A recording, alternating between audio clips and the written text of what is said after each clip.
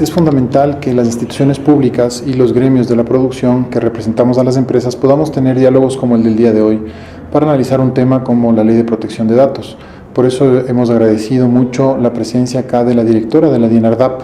quien nos hará una presentación sobre el anteproyecto de ley, y también vamos a tener una retroalimentación del sector privado y de profesionales en la materia. Hay distintos sectores de la producción, el sector bancario, el sector de servicios, las mismas empresas que manejan datos de las personas, de los ciudadanos. Por lo tanto, es fundamental que ese manejo de los datos sea adecuado, se enmarque siempre dentro de los parámetros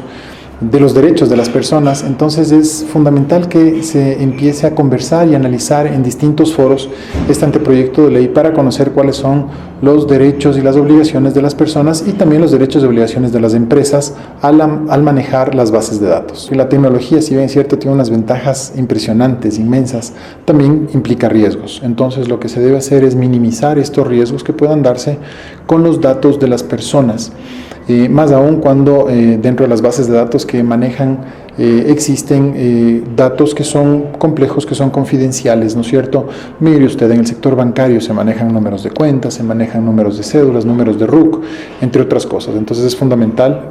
guardar debidamente esos datos, manejar la confidencialidad y obviamente garantizar los derechos de las personas. La Dirección Nacional de Registro de Datos Públicos tuvo la oportunidad de presentar el contenido del anteproyecto de protección de datos personales a la Cámara de Industria y Producción. Este sector estaba interesado en conocer cómo el anteproyecto de protección de datos personales podría, en el caso de ser aprobado, incidir directamente en su trabajo, y hemos logrado llegar a conclusiones como las de una necesaria identificación de qué tipos de datos ellos manejan, cómo eso se clasificaría para establecer sistemas de gobernanza que a la larga mejoren las capacidades institucionales, el servicio al cliente, pero sobre todo garanticen el respeto a las personas titulares de los datos y una relación de transparencia entre el consumidor y la empresa. Los principales logros es clarificar el contenido del anteproyecto, identificar su alcance, su ámbito de aplicación y cómo estos anteproyectos deben recibir también el apoyo de estas cámaras que requieren de este insumo fundamental para que los responsables de tratamiento sepan cuáles son las reglas de juego que deben aplicar, con lo cual respetarían tanto los derechos fundamentales de los titulares de los datos, que somos cada uno de nosotros, como garantizar o evitar la transgresión involuntaria de estos derechos por un adecuado o inadecuado tratamiento de datos personales. Yo creo que la tecnología es un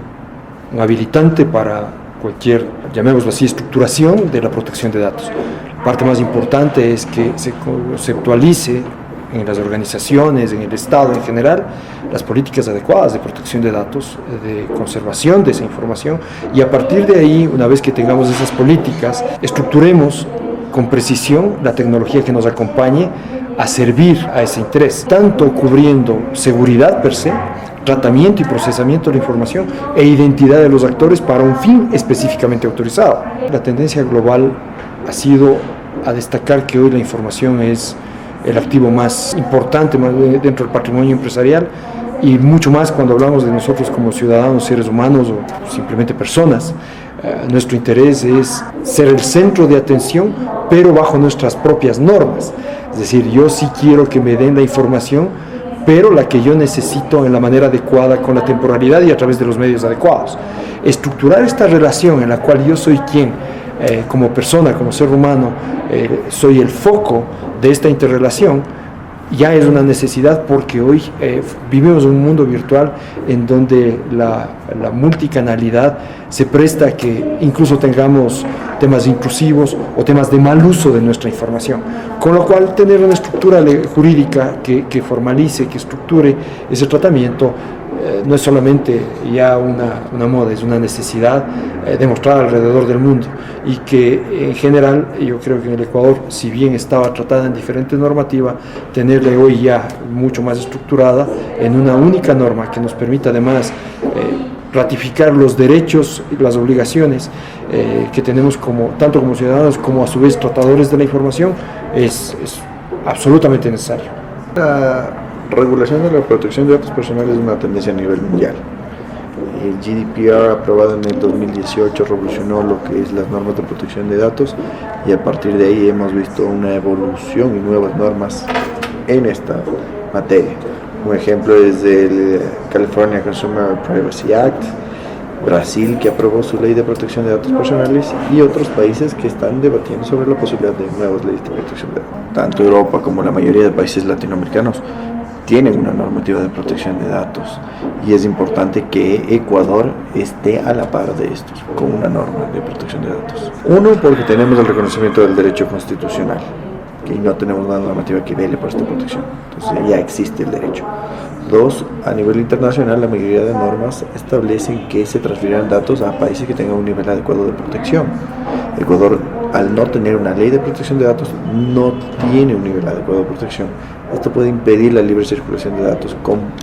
otros países. Dinardap. Trabajamos por sus datos. El gobierno de todos.